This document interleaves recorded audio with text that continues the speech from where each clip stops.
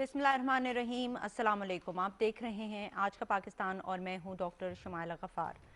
नाजरीन, किसी भी मुल्क का बजट वहाँ की आवाम के लिए बहुत ही अहमियत का हामिल होता है, क्योंकि इसका ताल्लुक आवाम की आमदनी, खर्च, मुल्क की मईशत, रोज़गार के मौक़े और दीगर ऐसे अमूर से होता है जिसका इम्पैक्ट आवाम की ज़िंदगी पर पड़ता है। ये कहना बेजाना होगा कि बजट एक हिसाब किताब है जो कि हुकूमत करती है आइंदा माली साल के लिए कि किन शोबों में कितना खर्च किया जाएगा और किन शोबों पर से कितना कमाया जाएगा। इसके साथ साथ बजट से ये भी पता चलता है कि आवाम की फलाह व बहबूद पर कितना खर्च होगा। Again is that time of the year जब पूरी आवाम को इंतज़ार होता है बजट का। पिछले साल के बजट को कोरोना बजट कहा गया क्योंकि we were fighting with the pandemic. अभी जो आने वाला बजट है 2021-2022 का, ये बजट कैसे होने जा रहा है, इसमें मुल्क की माशी तरक्की, अखराजात को कम करने, आवाम की फलाह व बहबूद और सबसे बढ़कर महंगाई के खात्मे के लिए क्या इकदाम किए जाएंगे। क्या ये बजट आवाम की उमंगों पर पूरा उतरेगा, ये एक बैलेंस बजट होगा, सरप्लस या खसारे का बजट, इस सब पर बातचीत करेंगे हम आज अपने प्रोग्राम में। हमारे साथ प्रोग्राम में मौजूद हैं डॉक्टर हसनैन जावेद। अस्सलाम वालेकुम डॉक्टर साहब, वालेकुम अस्सलाम, वेलकम टू द प्रोग्राम। जी, थैंक यू वेरी मच। हमारे साथ प्रोग्राम में हमें ज्वाइन करने जा रहे हैं फ़हीम सरदार साहब, जो कि माहिर मुआशियात हैं। अस्सलाम वालेकुम फ़हीम साहब, वेलकम टू द प्रोग्राम। वालेकुम सलाम जी, thank you so much for your time. मैं प्रोग्राम का आगाज़ डॉक्टर हसनैन जावेद आपसे करना चाहूँगी। वज़ीर ख़ज़ाना शौकत तरीन साहब जो हैं, उन्होंने कहा कि माशी इस्तेहकाम की पॉलिसी के बजाय हमें माशी ग्रोथ की पॉलिसी को अपनाना होगा। तो इस तनाजुर में अगर देखा जाए तो उनके लिए ये बजट पेश करना कितना बड़ा चैलेंज होने जा रहा है? अच्छा जी, ये एक स्टेटमेंट के तौर पर लिया गया है, जबकि इसके ऊपर क्रिटिसिज्म नहीं बनती, कोई तनकीद नहीं बनती। एक दौर था जो पिछला 3 साल का दौर है, उसके अंदर ये देखना था हमें कि हमें स्टेबिलिटी चाहिए थी। सही। आप पिछले 30 साल के अंदर जो है वो मुख्तलिफ गर्दाब के अंदर फंसे हुए थे। आपके गर्दिशी कर्जे अजीब व गरीब हद तक आपके हाथ से निकल चुके थे। आपके डेट टू सर्विसेज बड़े अजीब व गरीब थे। आपकी हर जगह कर्जा जात आपने बेशुमार ले रखे थे। आपने आर्टिफिशियल ग्रोथ दिखा रखी थी। उसके अलावा आपका करंट अकाउंट खसारा बहुत ज़्यादा हो चुका था। तो पाकिस्तान इतने सारे मामलात के अंदर बिखरा हुआ था कि इसके ऊपर एक बड़े लेमैन आदमी ने एग्जाम्पल दी थी कि एक अगर यही फॉर एग्जाम्पल ये जो मार्बल की आप प्लेट ले लें और इसको जो है वो ज़मीन पे दे मारे और ये अगर ये बिखर जाए तो उसे कहेंगे कि आप फौरी तौर पर इसको जोड़ के दिखाएं, तो वो कहेगा कम से कम कई अरसा लगेगा और इसको एक एक किरची को जोड़कर ये दोबारा से आएगी, और लेकिन वैसी शेप फिर भी नहीं ले लेगी। तो इसकी मिसाल आप इसी से समझ लें कि हमारे बहुत सारे मामलात थे जिसके अंदर से पहले तो अब ये समझ लें कि इसको पहले सुकेड़ना बड़ा जरूरी था। सुकेड़ने से मुराद स्टेबिलिटी की जरूरत थी, मुस्तहकम करने की जरूरत थी। तो मुस्तहकम तो मैं अभी भी नहीं समझता जाए और फिर आगे बढ़ा उन्होंने जो फौरी तौर पर डिसीजन लिया जो पिछली हुकूमत के अंदर, और जो वजीर खजाना जो पिछले थे, वो जो मैंने ऑब्वियसली मैंने बताया कि 7 सेक्टर ऐसे हैं जिसके अंदर टेक्नोक्रेट्स तो मस्ट हैं। तो आप तो ये सवाल ही ना करें कि जी वजीर खजाना कौन थे और उसके बाद हम लोगों ने पिछले प्रोग्राम्स में यही कहा कि शौकत तरीन साहब आए हैं, ही इज अ टेक्नोक्रेट, और हमें टेक्नोक्रेट्स की जरूरत है क्योंकि हमें प्लानिंग करके आगे चलना होगा। हर आदमी का एक जो है वो आप कहते हैं यूनिक सेलिंग पॉइंट होता है। सही। एक खास उसकी जो है वो यूनिकनेस होती है। तो शौकत तरीन साहब जो है वो ग्रोथ एक्सपर्ट माने जाते हैं और इसी तरीके से ग्रोथ की तरफ जाना है। पहले दौर के अंदर स्टेबिलिटी लाई, वो दौर बहुत अच्छा था। जो लास्ट वजीर खजाना साहब थे उसमें आप देखें कि सबसे बड़ा मसला गर्दिशी कर्जे का था, और गर्दिशी कर्जा आज भी आपके लिए उतना ही बड़ा मसला है।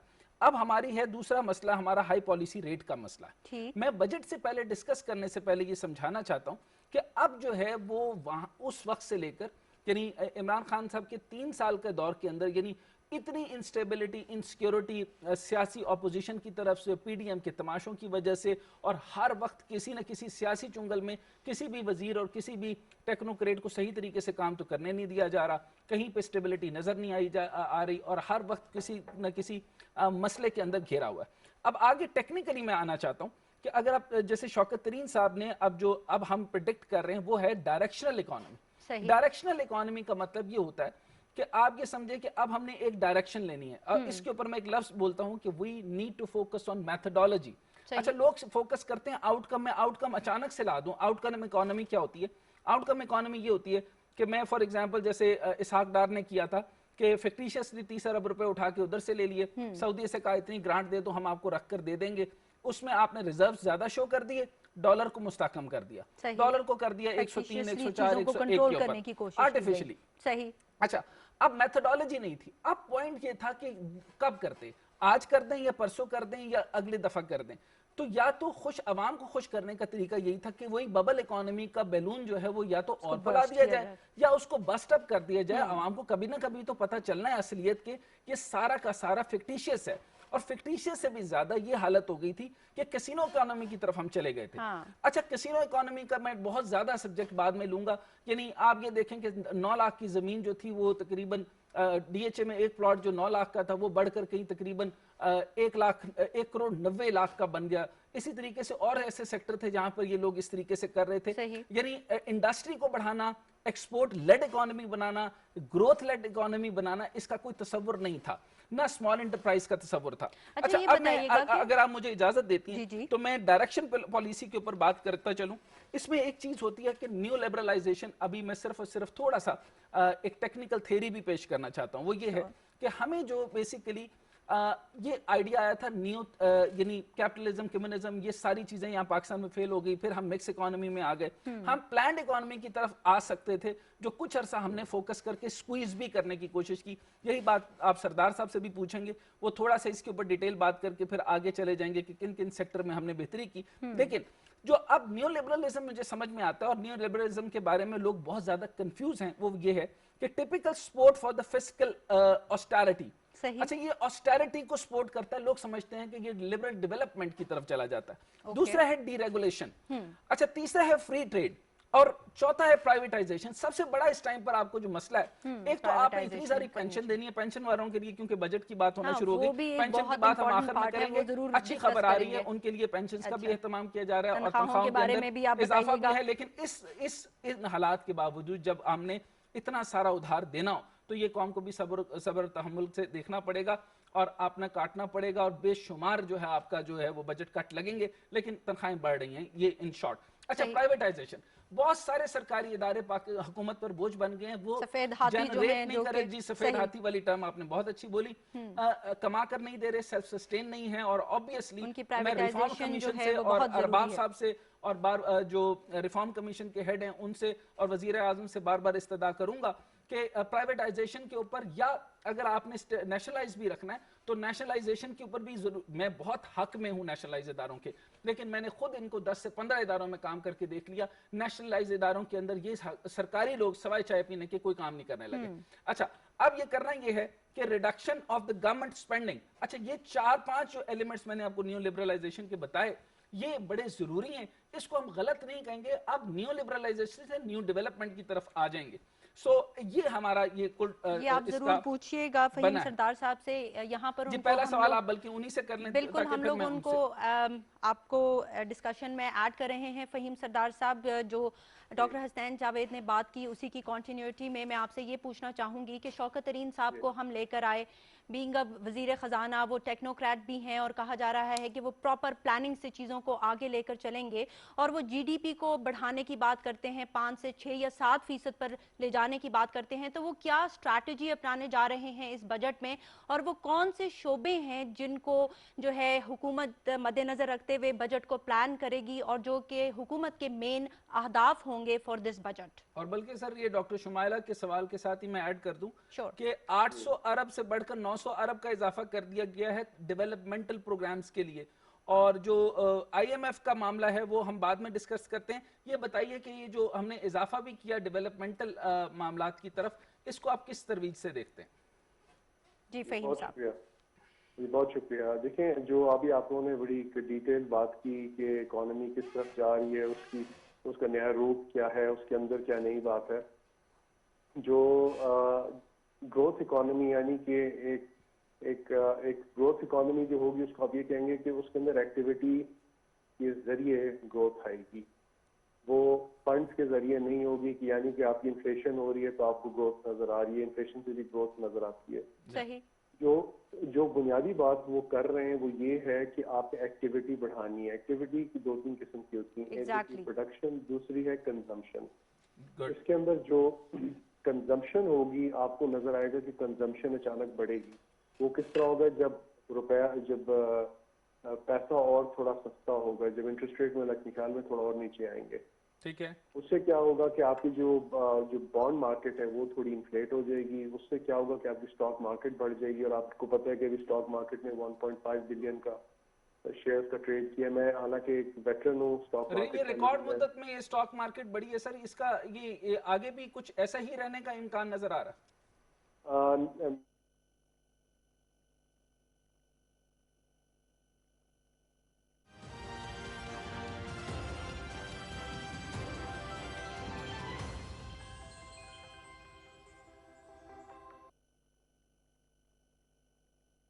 الله أكبر الله أكبر الله أكبر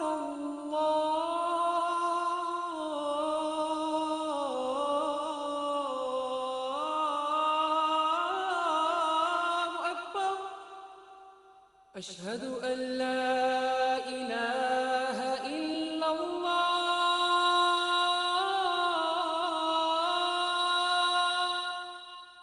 أشهد أن لا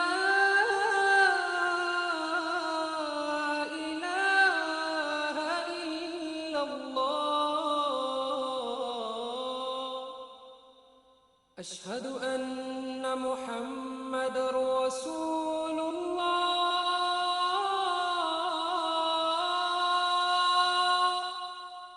أشهد أن محمد رسول الله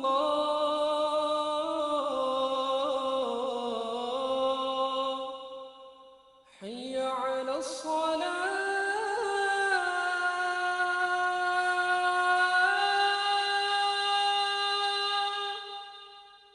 حي على الصلاة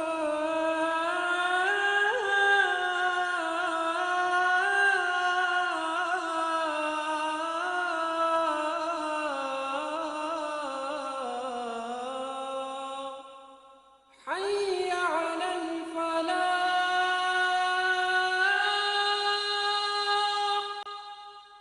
حي على الفلاح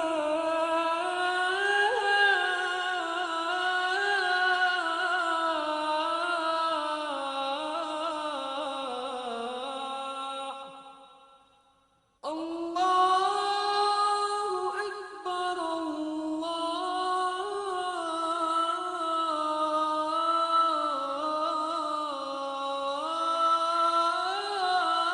الله أكبر لا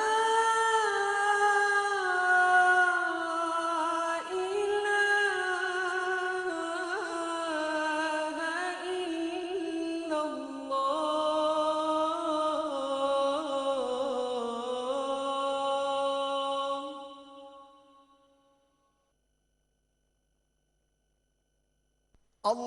اللهم صل على محمد وعلى آل محمد كما صليت على إبراهيم وعلى آل إبراهيم إنك حميد مجيد اللهم بارك على محمد وعلى آل محمد كما باركت على إبراهيم وعلى آل إبراهيم إنك حميد مجيد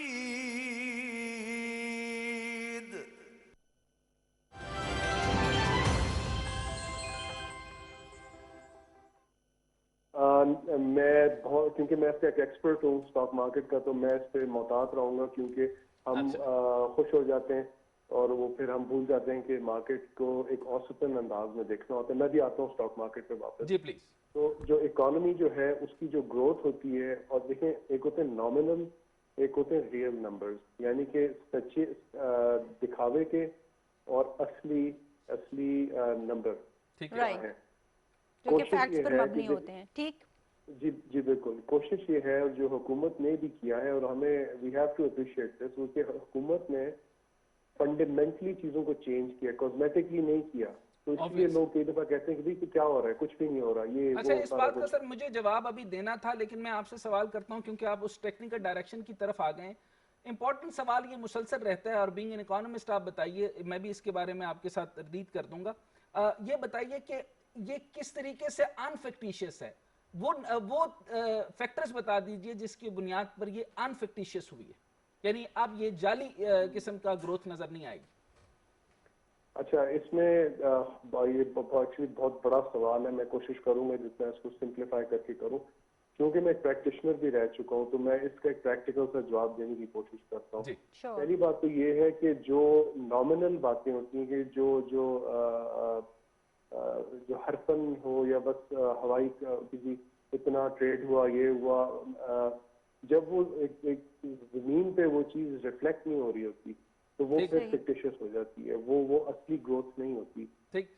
जब आप कंजम्पशन करेंगे और साथ प्रोडक्शन नहीं करेंगे, ओके। तो फिर इस तरह होता है। जब आप सिर्फ कंजम्पशन करेंगे तो इस तरह मसला होता है। अगर आप साथ कंजम्पशन करेंगे और प्रोडक्शन करेंगे, ठीक अगर है। ये दो चीजें इकट्ठी चलेंगी, तो तब आपकी ग्रोथ आनी शुरू होती है। ठीक है। राइट। क्योंकि मैं मार्केट की अल्फाज में बोलूंगा, माल आ रहा है, माल जा रहा है, इस ठीक हो तरह गया। होता है। तो वो जो है राइटली सो, वो भी बिजनेस एंगल को पकड़ के कर रहे हैं, और सही कर रहे हैं कि आपने इकोनॉमी को तेज करना है। तो ठीक। तेज कैसे किया जाता है?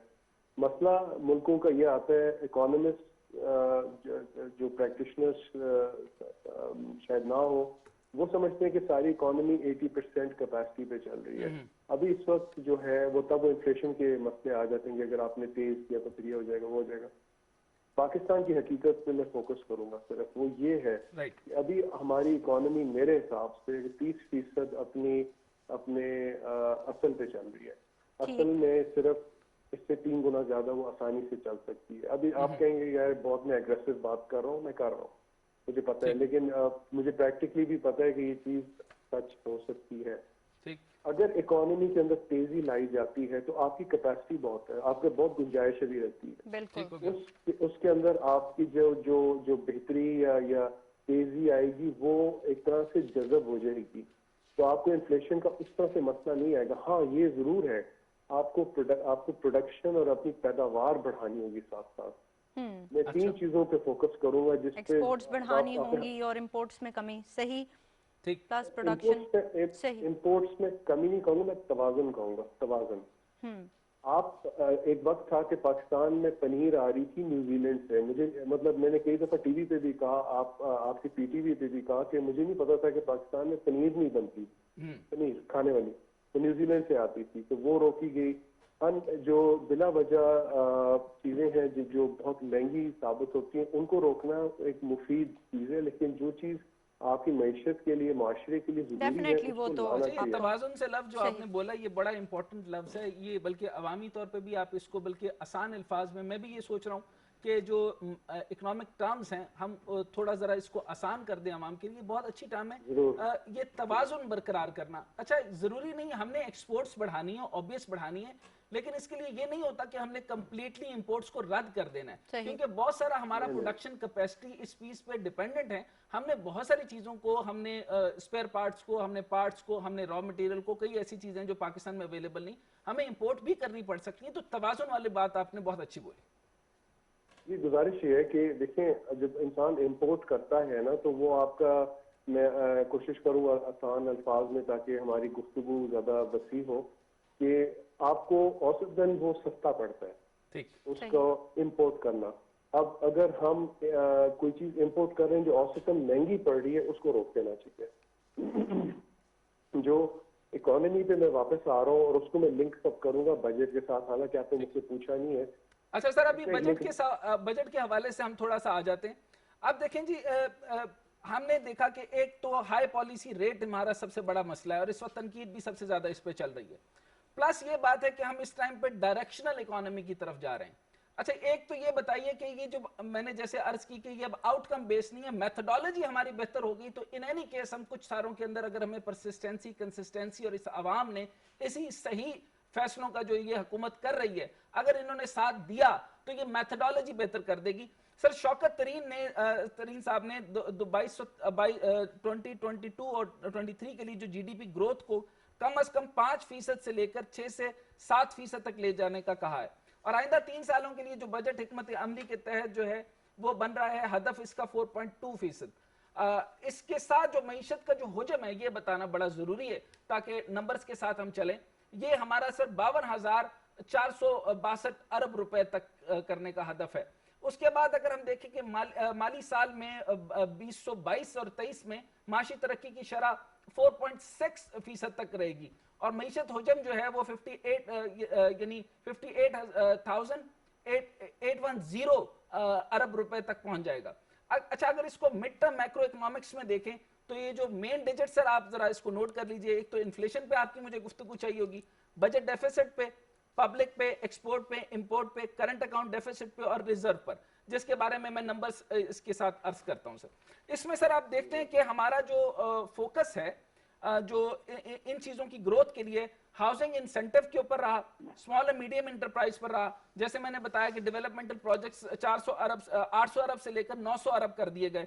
फिर ईज ऑफ डूइंग बिजनेस है, पावर एनर्जी सेक्टर है, और रीवैम्प किया है स्ट्रेटेजी पेपर को, और रिकवरी प्लान मांगा है जी। सर, इसके ऊपर जरा तेजी से अपना कमेंट दीजिए ताकि हम बजट के अंदर जो मेजर सेक्टर दिए जिसने ग्रोथ दी, अब बड़े सेक्टर्स के अंदर जैसे हमारे सामने यानी आपने देखा कि 6 क्रॉप्स ऐसी हुई हैं जो बेहतरीन हुई, उसके बाद हमारे इंडस्ट्रियल प्रोडक्शन दोबारा हुई, पिछले साल में यही सारी चीजें डेड थी। पीएमएलएन का मैं बाद में अर्ज करता हूं। हाईएस्ट ये फिर लोएस्ट एक्यूमुलेशन रेट हुआ, और सरप्लस में भी हम आगे चले गए। अगर 3 महीने के लिए डाउन भी चले गए तो इसका मतलब है सर्कुलर इकोनॉमी का मसला। सर तेजी से अपना कमेंट कीजिएगा जी।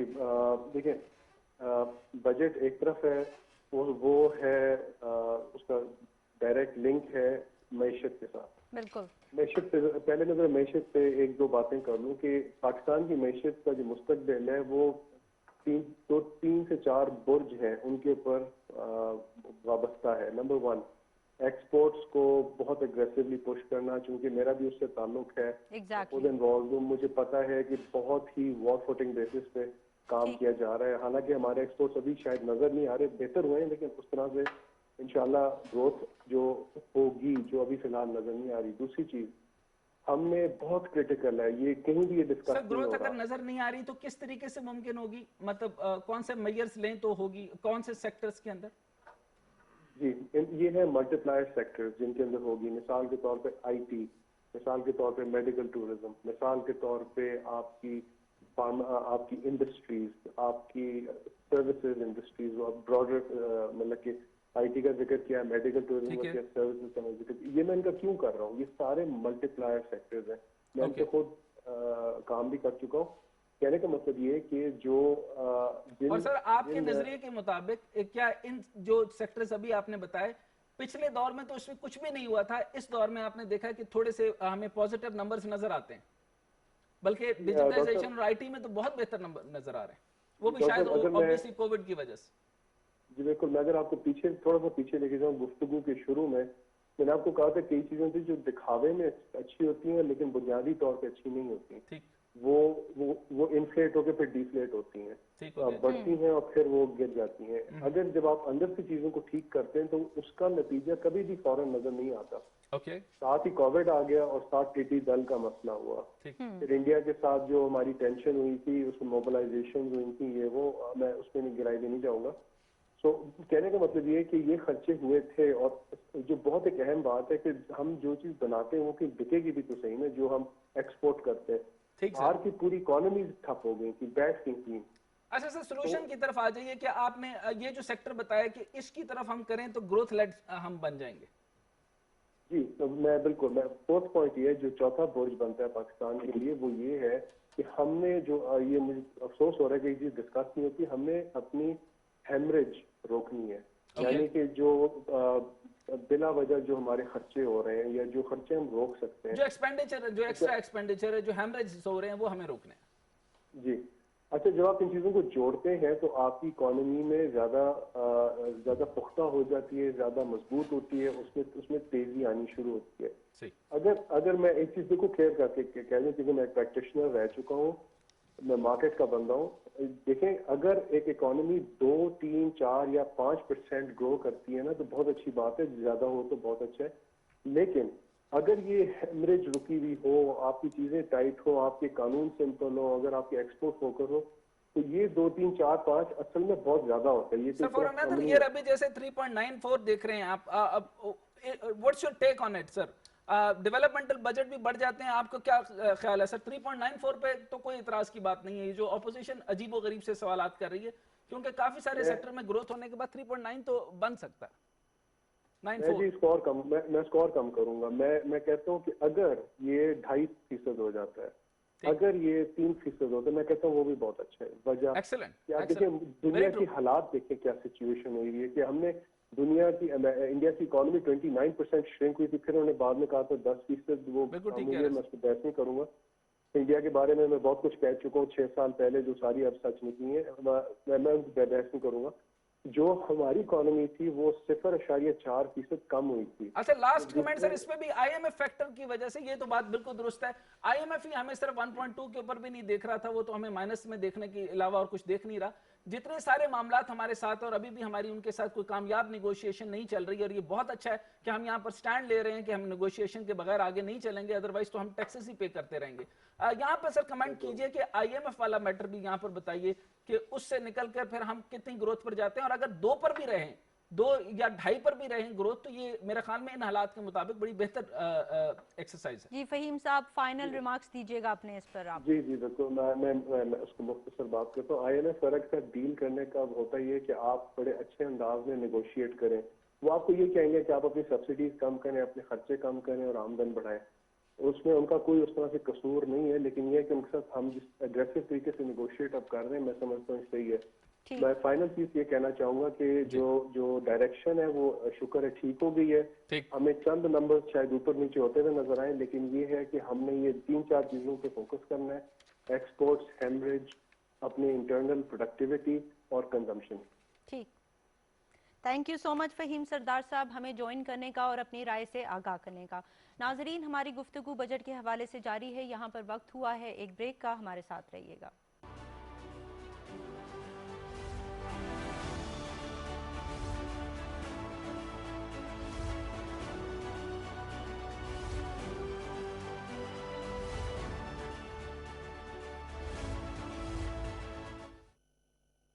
सीनियर सहाफ़ी जाहिद फारूक मलिक की ज़ेर अदालत जुड़वा शहरों से शाये होने वाला अखबार रोजनामा मेट्रो वॉच रवां बरस अपनी कामयाबी के 10 साल मुकम्मल कर रहा है। रोजनामा मेट्रो वॉच इस सिलसिले में तबातुर के साथ कामयाबी के इन 10 सालों के हवाले से खुसूसी अशातों का भी एहतमाम कर रहा है, जिसमें खुसूसी मज़ामीन, इंटरव्यूज़ और फीचर्स शामिल हैं। आज ही अपने हॉकर से रोजनामा मेट्रो वॉच की कॉपी बुक करवाएं और विजिट करें www.metrovatch.com.pk।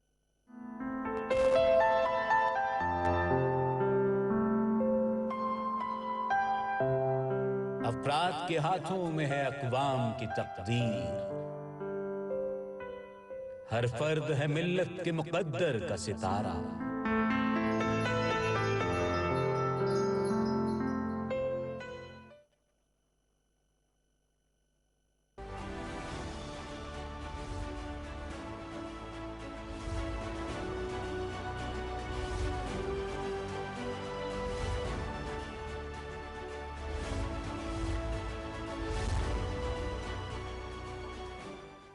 वेलकम बैक नाजरीन, प्री बजट डिस्कशन हमारी जारी है। डॉक्टर हसनैन जावेद हमारे साथ एज अ परमानेंट एनालिस्ट तो मौजूद हैं, लेकिन यहाँ पर हमें ज्वाइन करेंगे अंसर अली साहब, जो कि माशी तज्जियाकार हैं।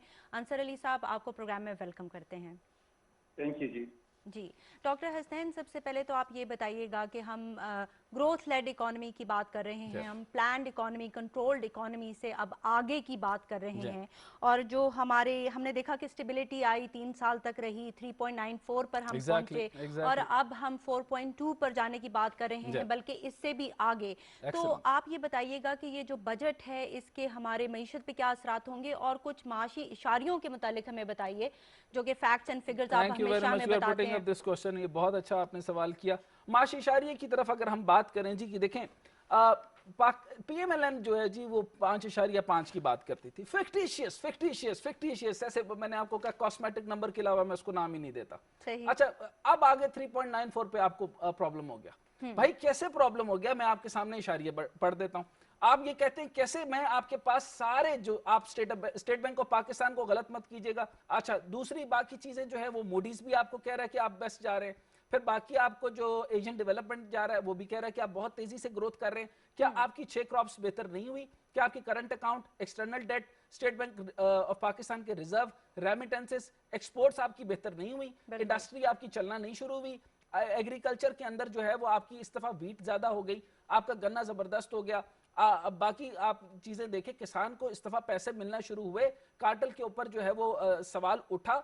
कार्टल के ऊपर जब आप सवाल उठाएंगे कम से कम थोड़ी सी करप्शन तो डाउन होगी ना जी। अच्छा, अब आपके सामने मैं जरा माशी इशारी आपके सामने, जीडीपी की शरह जो रवा माली साल में 4% रही, ठीक हो गया जी। अच्छा, 8-5 वर्षों में जीडीपी जो है वो 5 से 6% रहना मामूल की बात करार दी जा रही है इसी इकोनॉमी को। अगले 2.5 साल में आप देख लीजिएगा, अगर किसी किस्म की हंगामा रही जो कि इनके अंदर जान ही नहीं रही, बुरी तरीके से पीडीएम नाकाम हो गई, आपने किसी किस्म के आप नून लीग का फैक्टर निकाल दें, मैंने पहले भी रिफॉर्म पे बात की थी, लास्ट आपको ईवीएम्स याद हो, अगर ये पिलडैट जैसे इदारे जो है वो गलत डेमोक्रेसी को डिफाइन करना बंद कर दें और डिजिटाइजेशन की तरह और लोगों को जो है वो पढ़ा लिखा होने दें, तो मेरा ख्याल में बहुत सारे बेहतर हालात आ जाएंगे। तो अब आप देखिए, मजमूई कौमी पैदावार जो है 263 अरब डॉलर से बढ़कर 296 अरब डॉलर हो गई। रवा माली साल के दौरान 33 अरब डॉलर का इजाफा हुआ। अच्छा, जो किसी भी मुल्क में सबसे ज्यादा इजाफा है इन हालात के मुताबिक। अच्छा, कोविड साथ साथ रखिए, तीसरी लेयर के साथ आप आ रहे हैं, और अभी भी 800 अरब से 900 अरब में जब हम गए, उसके अंदर एनसीओसी की वजह से पूरे वर्ल्ड की इकोनॉमी जो है वो इंपैक्टेड है, और फिर भी हम ग्रोथ की तरफ जा रहे हैं। मेडिकल से हैं, आपको पता ही होगा कि 19 साल के लोगों के भी अब वैक्सीनेशन का सिलसिला शुरू कर दिया गया। अच्छा, ये भी इसी के अंदर आना था। सही, बजट में डिफाइन करना पड़ता है। मार्च में मुल्क की बरामदात जो है 3.2 अरब डॉलर रही। पाकिस्तान का जर मुबादला ज़खायर 23 अरब रुपए से ऊपर हैं। Current account surplus 25 crore dollar तक हो गया। टैक्स मौसूलात जो है मौसूली 15% इजाफा हुआ। फीकस आमदन 13.4% यानी 1544 डॉलर हो गई। अच्छा, रवां साली सनती सेक्टर जो है उसकी शरह नमू 3.97 बन गई, 97%। सर्विसेज सेक्टर की और सर्विस सेक्टर में 4.43% रही। ज़रई सेक्टर के अंदर शरह नमू 2.7। अच्छा, 2.7 ज़रई सेक्टर जो है वो पहली दफा इंप्रूव कर गया। आपने सब्सिडी दी, अभी आप हम इसके ऊपर भी देख रहे हैं, हम टैक्स नहीं लगने दे रहे। आईएमएफ हमें टैक्स लगाने को कह रहा है, आईएमएफ कह रहा है आप कर्ज बढ़ा दो, जीएसटी बढ़ा दो। शौकत तरीन साहब डट गए और ये हुकूमत उनके साथ देख के इस चीज पे डट गई कि हमने आगे नहीं करना अगर ये चलता रहा ग्रोथ लेड के साथ बावजूद। गंदम, चावल, मकई तारीखी पैदावार हुई जी। लाइव स्टॉक सेक्टर में 3.1, ये मुझे डिजिट बता दें आप। ये सारे जितने भी जो चैनल्स हैं वो गलत अदाद शुमार बता करके जब आप आवाम का जो रेटिंग उठाएंगे उससे पहले ये भी बताएं कि लाइव स्टॉक का क्या 3.1 का जो है ये ब्यूरो ऑफ स्टैटिस्टिक्स के अंदर जाकर ये डाटा लिया करें। हम फैक्ट्स और फिगर्स दे रहे हैं उनको कोई भी चैलेंज कर सकता है। ब्यूरो ऑफ स्टैटिस्टिक्स के अंदर मैं अक्सर ज्यादातर वक्त उधर ही गुजार रहा हूँ। सनती शोबा में 3.57% की मस्बत शरह नमू रिकॉर्ड की गई। लार्ज स्केल मैन्युफैक्चरिंग आपने देखा कि ये गलत बात है, ये कुछ मिस एडमिनिस्ट्रेटिव मामला हो रहे हैं लोगों ने। अच्छा, अगर प्रोडक्शन ज्यादा ना हो रही होती तो उनके ऊपर 2-2 लाख ओन के ऊपर गाड़ियां कैसे जा रही होती? लोग 6-6 गाड़ियां ले रहे हैं और 2-2 लाख ओन के ऊपर बेच रहे हैं। अच्छा, इसका मतलब है गैर मामूली 9.29% की मशवत शरह नमू के साथ जाहिर हुई। तामीराती सेक्टर 8.34, ये इसके ऊपर सबसे बड़ी शाबाश। अगर इस जो है वो कंस्ट्रक्शन इंडस्ट्री को हम पूरी लेवरेज ना दें, बल्कि मैं ज़राअत को लेवरेज देने की भी रिक्वेस्ट करूंगा इस गवर्नमेंट को, और इसके बाद कंस्ट्रक्शन इंडस्ट्री को अगले साल तक हर तरह के टैक्स इन्वेड करने की भी बात कर देनी चाहिए। बाकी टैक्स नेट में और फाइलर होने के अंदर आहिस्ता आहिस्ता FBR हम उसके ऊपर बात करेंगे हम अगले ठीक में, है। क्योंकि हमने सेक्टर वाइज चलना है। बिल्कुल। और ये आवाम के लिए मैं बार बार बताता चलूं कि ये वाला जो हमारा प्रोग्राम है इसमें मेनली हम सिर्फ वो बजट के वो फैक्टर्स यूज कर रहे हैं जो कि इंपॉर्टेंट है। सर्विस सेक्टर में डॉक्टर हसनैन जावेद जी, यहाँ मैं पर इस पे सर्विस सेक्टर के ऊपर बात करना चाहता हूँ। सही। 4.43% का इजाफा रहा, तिजारत की शोबत के अंदर 8.37 का इजाफा हुआ, और फिर तरसीलात ज़र आपकी अप्रैल में 2 अरब 80 करोड़ डॉलर बन गई। सही। आप कहते हैं कि इनको वोट नहीं डालने की इजाजत ना दें। तरसीलात ज़र पहली दफा आपका बैरून मुल्क पाकिस्तानी हम पर बेहतर हुआ एतमाद कर रहे है हैं, और आपके पाकिस्तान उन्हीं से के वोट अंदर का हक छीना जा रहा है। आपके सही। SHO से लेके पुलिस वालों को इंसान बनना पड़ेगा। और ये देखना पड़ेगा कि मुझे कई जगह से रिपोर्ट ये आ रही है कि मुसलसल जो है वो गैर मुल्की पाकिस्तानियों को जो है वो आप लोग तंग करते हैं, गलत खबरें देते हैं, गलत मामलात करते हैं, और उनको जेल में डालते हैं, तंग करते हैं और उनसे पैसा मारते हैं। तो ये मारना बंद करें। 10 माह में 24.2 अरब डॉलर की तरसीलात है। अगर हमने ओवरसीज ये जो रोशन डिजिटल ने एक अच्छा इंकलाब बपा किया है, और इसके जरिए अगर पैसा उन्होंने आएगा तो डेफिनेटली हमारी बहुत बेहतर मईशत होगा। में एक बहुत अब हम इंपॉर्टेंट अंसर अली रोल साहब प्ले के पास किया है। चलते हैं जी, और हम Ansar Ali growth led economy के ऊपर बात करते हैं। बिल्कुल अंसर अली साहब, जिस तरह की डॉक्टर हसनैन जावेद ने बात की कि कोविड-19 ने पूरी दुनिया को इम्पैक्ट किया हुआ था, स्टिल हमने देखा कि हुकूमत ने चीज़ों को बहुत अच्छे तरीके से संभाला और हमारी इकोनॉमी ग्रो कर रही है। प्री बजट डिस्कशन के हवाले से आप क्या कहना चाहेंगे कि आप क्या देखते हैं कि बजट के हमारे मईशत पर क्या असरात होंगे? IMF की बात भी हुई, IMF की वो शराइत जो कि मुल्क में महंगाई का बायस बनेंगी, हुकूमत कहती है उनको हम लोग रद्द कर दिया जाएगा, उन पर अमल नहीं किया जाएगा। इस मुतालिक आपका क्या ख्याल है? इस गवर्नमेंट ने जब टेक ओवर किया तो इकोनॉमिक सिचुएशन मुश्किल भी थी और चैलेंजिंग भी थी, और पेंडेमिक का इफेक्ट ग्लोबल इकोनॉमी के ऊपर इस तरह था कि it was not an easy situation to handle. सही। डॉक्टर हसनैन ने अभी सारी फिगर्स इकोनॉमिक परफॉर्मेंस की प्रेजेंट की हैं, उनमें से कुछ चीजें क्लियरली अभी भी परेशान कुन है अगर हाईलाइट की जाएं, लेकिन ओवरऑल बहुत एनकरेजिंग रिजल्ट है इस साल इकोनॉमिक परफॉर्मेंस का। मोस्ट इम्पॉर्टेंट बीइंग के biggest problem when this government took over और even last year was the fiscal difficulty, debt आपका लिक्विडिटी के प्रॉब्लम्स क्राइसिस के लेवल पर आ गए थे। अब इस साल आप देखिए कि it is a good chance कि हम मार्जिनल सरप्लस से करंट अकाउंट डेफिसिट को एग्जैक्टली डॉक्टर हुसैन साहब वेरीफाई करेंगे इस बात को। बिल्कुल। ये now if we look at कि जी गवर्नमेंट ने ऐसा क्या किया है कि इतनी बेहतर हो गई है सूरत हाल कम से कम पिछले एक साल में।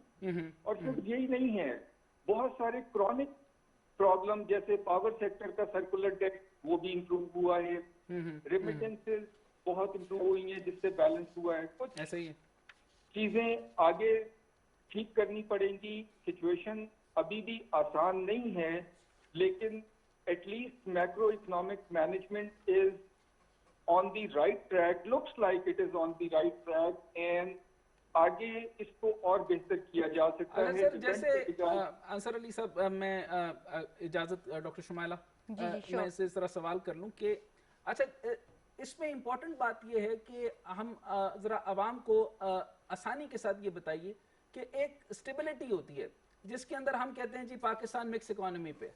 अच्छा, अब हमने ये देखा है कि दुनिया के अंदर दो बड़े सिस्टम भी चले, और चाइना की तारीख भी मैं हल्का सा जिक्र करना चाहता हूँ कि 1979 के अंदर देखें कि आप न्यू लिबरलिज्म और फिर न्यू डेवलपमेंट पे भी आई थी। पाकिस्तान की जो अब ये जो ग्रोथ लेड इकोनॉमी बन रही है, आवाम को जरा आसानी के साथ भी समझाइए कि हम अब डायरेक्शनल इकोनॉमी कितनी जरूरत थी। यानी हम हौच पौच तरीके से चलते थे, जो चीज हमें कहीं से भी आती थी हम कोई भी नजरिया बना देते थे। मैंने अभी आपके आने से पहले एक बात की थी कि न्यू लिबरलिज्म के अंदर डीरेगुलेशन, फ्री ट्रेड, प्राइवेटाइजेशन और reduction in the government spending, इसके ऊपर बात करती है। न्यू लिबरलिज्म के अंदर कहीं पे भी कोई गलत बात तो नहीं है। वो तो कहते हैं ऑस्टेरिटी ड्राइव बड़ी जरूरी है, और जब तक आप हुकूमती खजाने को भरेंगे नहीं और रिजर्व्स के अंदर आप बेहतरी नहीं करेंगे तब तक तो आप मूव ही नहीं कर सकते। अच्छा, डेवलपमेंटल बजट हमारे बढ़ रहे हैं। अच्छा, इसमें मैं मुआवजे के तौर पर आपके सामने ये रखता हूं कि जैसे मैक्रो, माइक्रो और मीजो लेवल भी होता है। मैं मीजो लेवल क्योंकि हम बहुत ज्यादा मईशत के अंदर नहीं जाना चाहते।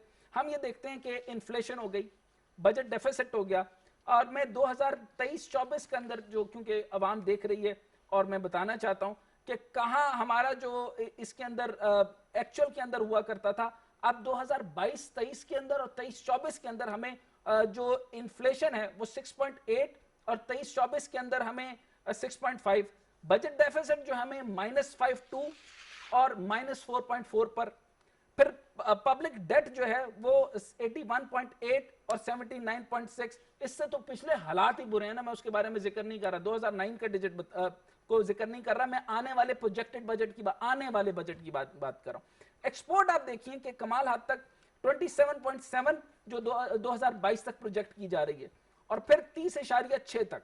इंपोर्ट्स जो हैं वो इस टाइम पर 55.0 और फिर इसके बाद 59.5 तकरीबन नंबर बता रहा हूं 2023 और 24 के अंदर।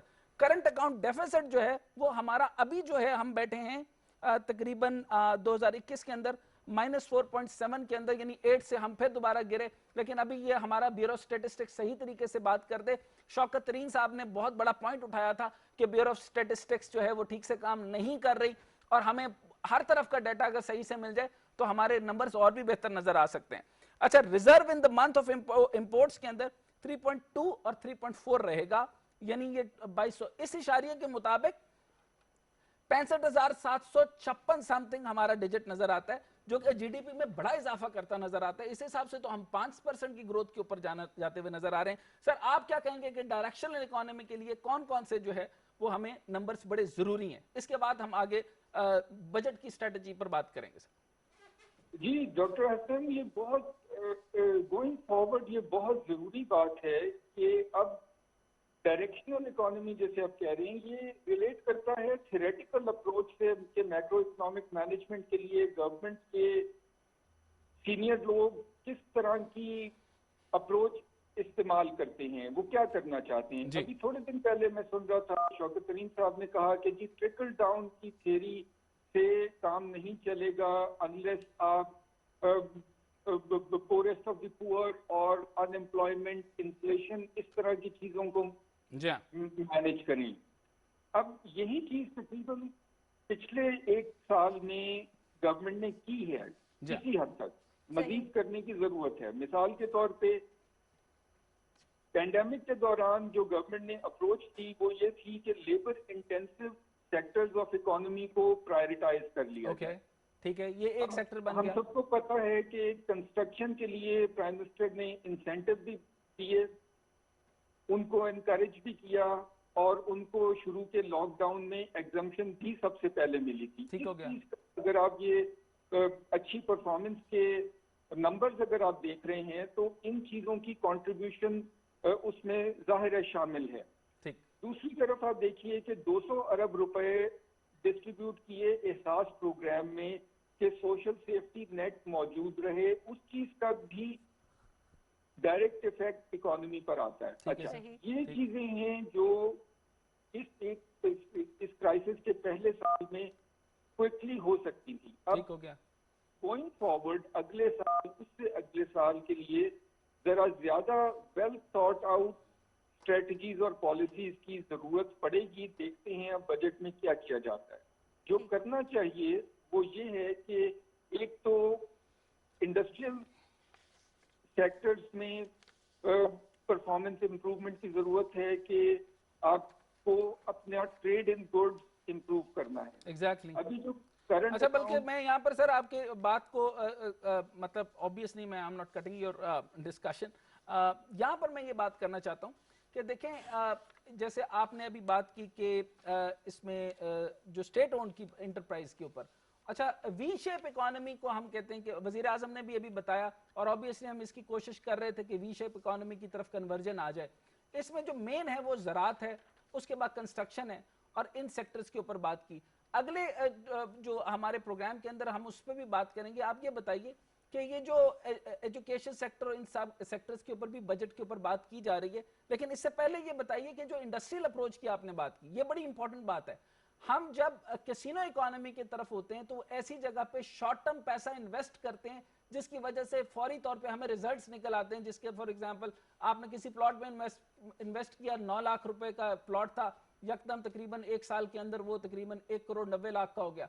अच्छा, इस तरीके से आप यकदम एक गरीब आदमी अमीर आदमी हो जाता है, और इसी तरीके से फिर पूरी दुनिया से लोग जो है वो प्रॉपर्टी में इन्वेस्ट करते रहते हैं, और एक बाजू का टीला भी जो है जिसके पास जिसकी तरफ कोई गाड़ी भी नहीं जाती, वो भी जो है वो जगह जो है वो बूम अप हो जाती है और उसकी प्राइस बूम करती रही है। और हमने इस तरह के बहुत सारे सेक्टर देखे। अच्छा, एक तो ये, इसके ऊपर हम बाद में डिस्कस करेंगे। अब प्रोडक्शन के ऊपर आप देख रहे हैं कि 4 ऐसी जगहें हैं और अभी सी पैक की तरफ से हमें बहुत खुशखबरियां मिल रही हैं। आसिम बाजवा साहब का बेहतरीन काम इसके ऊपर चल रहा है। सी पैक अथॉरिटी के अंदर 4 और जो है वो जोन बहुत ज्यादा एक्टिव हो गए, राशाकई बहुत ज्यादा एक्टिव हो गया। एफडीआई के तौर के ऊपर अरबों डॉलर रुपए, अरबों डॉलर चाइनीज जो है वो यहाँ फैक्ट्री की मद में लगा रहे। इंडस्ट्रियलाइजेशन के बारे में सर जरा बात कीजिए। अंसर अली साहब, डिस्कशन को कंक्लूड कीजिएगा प्लीज। देखिए, ये सारी पॉजिटिव परफॉर्मेंस जैसे अभी आप थोड़ी देर पहले बता रहे थे, उसके बाद जो चीजें ज्यादा अच्छी नहीं है उनमें से ये फॉरेन डायरेक्ट इन्वेस्टमेंट एक चीज है। एक तो फैक्टर है ग्लोबल इकोनॉमी पैंडेमिक की वजह से जो हिट हुई, तो इस साल तो फॉरेन डायरेक्ट इन्वेस्टमेंट के बारे में कोई बहुत ज्यादा ऑप्टिमिज्म हो भी नहीं सकता था। लेकिन ये बात तसल्ली बख्श इसलिए नहीं है कि अगर आप अपने कंपैरेबल मुल्कों के साथ देखें तो आपकी फॉरेन डायरेक्ट इन्वेस्टमेंट की परफॉर्मेंस इस साल अच्छी नहीं है। उसकी वजह वही है जो अरसे से पॉइंट आउट की जा रही हैं इंटरनेशनल एजेंसीज की तरफ से और एक्सपर्ट्स की तरफ से। वो ये है कि ease of doing business, consistency in government policies, exchange rate stability, इस तरह के प्रॉब्लम्स हैं। लेकिन पिछले साल में तो बहरहाल आप ये रियायत दे सकते हैं कि जी ग्लोबल इकोनॉमी और पैंडेमिक गोइंग फॉरवर्ड बहरहाल इस चीज को देखना पड़ेगा कि फॉरेन डायरेक्ट इन्वेस्टमेंट अट्रैक्ट करने के लिए आपके पास क्या अपॉर्चुनिटीज हैं। राइट। कुछ तो आपके पैरेलल प्रॉब्लम्स हैं जो आपको अदरवाइज सॉल्व करने चाहिए। कि अभी कुछ दिन पहले नेपरा ने फिर एम्फेसाइज किया है कि पावर डिस्ट्रीब्यूशन कंपनीज को प्राइवेटाइज किया जाए। ठीक है। अच्छा, दैट कैन, अगर उसको अच्छी तरह से, बिकॉज वो तो गवर्नमेंट के लेवल, ये बड़ा इंपॉर्टेंट पार्ट है प्राइवेटाइजेशन का। फॉर एग्जांपल जी, अगर आप सक्सेसफुल प्राइवेटाइजेशन करते हैं तो उस साल, जिस साल कोई प्राइवेटाइजेशन ट्रांजैक्शन बड़े साइज की हों, फॉरेन डायरेक्ट इन्वेस्टमेंट आपकी स्पाइक अप कर जाती है। अच्छा, और वो स्टिमुलस बन जाती है दूसरे इन्वेस्टर्स के लिए और उन्हीं इंडस्ट्री के वेंडर्स और रिलेटेड इंडस्ट्रीज के लिए।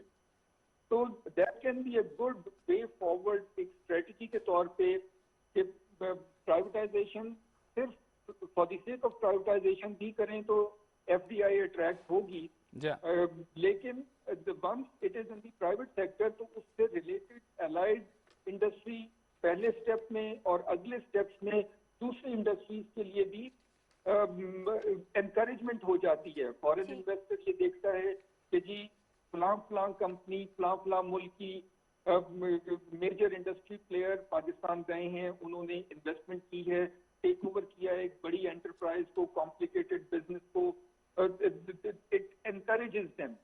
उसके बाद पाकिस्तान में इंटरेस्ट मेजर ग्लोबल प्लेयर्स का, इन्वेस्टर्स का बढ़ जाता है। तो दिस इज वन थिंग। दूसरा, government needs to put its own house in order. कि देखिए, जो सालों से हम प्रॉब्लम सुनते आ रहे हैं लोकल इन्वेस्टर के लिए भी, एंटरप्रेन्योर के लिए भी और फॉरेन इन्वेस्टर के लिए भी, वो वही है जो बातें होती जा रही हैं, होती रही हैं, सबको पता है कि ease of doing business, consistency in taxation, government की पॉलिसीज, कमिटमेंट, गवर्नमेंट का रिस्पॉन्स टाइम, बहुत सारी चीजें हम कर भी चुके हैं इन्वेस्टर्स की और एंटरप्रेन्योर्स की फैसिलिटेशन के लिए। बहुत कुछ करने की जरूरत है। अगर इस साल बजट की में इस तरह की स्ट्रेटजीज को फोकस किया जाए तो अगले साल और उससे अगले साल आपको उसका डिविडेंड मिलता है। Definitely. Thank you so much Ansar Ali साहब हमें ज्वाइन करने का। जी डॉक्टर हसनैन, यहाँ पर हमारे प्रोग्राम का वक्त खत्म होता है। अच्छा, आप भी फाइनल रिमार्क्स अगर देना चाहते हैं बिल्कुल तो इस पे बात करूंगा अभी, क्योंकि आज हमने ये बात की कि आने वाले वक्त के अंदर मुस्तकबिल जामे और माशी ग्रोथ, जी ये अभी आज प्री बजट के ऊपर हमने बात की और हमने डायरेक्शनल इकोनॉमी के ऊपर बात की। अगले हमने आगे पेंशन के हवाले से बहुत अच्छी खबरें हैं। पेंशन भी बढ़ेगी, तनख्वाहें बढ़ने का इजाफा होना शुरू हो गया, महंगाई के अंदर कमी आने वाली है, मुस्तकबिल जामे और ग्रोथ में बेशुमार इजाफा नजर आएगा, रोजगार में इजाफा नजर आएगा और प्लस जो गवर्नमेंट इस पे काम कर रही है 1.5 की रेशो से जो आपका टैक्स बढ़ता हुआ नजर आ रहा है, अगर ये यूं ही बढ़ता रहा तो 20% तक बढ़ेगा। इसके ऊपर जो है वो हिंड्रेंस लगा रही है और इसके बाद टैक्स नहीं बढ़ेगा। टैरिफ और फिस्कल गैप के ऊपर बारे करेंगे और आगे आने वाले जो प्रोग्राम होगा वो सुनने वाला होगा, उसके अंदर हम हर सेक्टर के ऊपर बात करेंगे। बहुत शुक्रिया डॉक्टर हसनैन जी। नाजरीन, हमने बजट के हवाले से गुफ्तगू की और आपने देखा कि हमारी इकोनॉमी जो है वो डेफिनेटली कंट्रोल्ड इकोनॉमी से अब ग्रोथ लेड इकोनॉमी की तरफ हम मूव कर रहे हैं। और बजट एक तखमीना होता है जो कि हुकूमत की तरफ से लागत और अखराजात का कैलकुलेशन किया जाता है और हुकूमत की पूरी ये कोशिश होती है कि वो अपने महदूद वसाइल के बावजूद मुल्की मईशत को इम्प्रूव करने के साथ साथ अवाम की फलाह बहबूद पर भी खर्च करे। इसलिए हम ये उम्मीद करते हैं कि आने वाला बजट अवाम के लिए खुशी और सहूलत की नवीद लेकर आएगा। Thank you so much for watching our programme. अल्लाह हाफिज।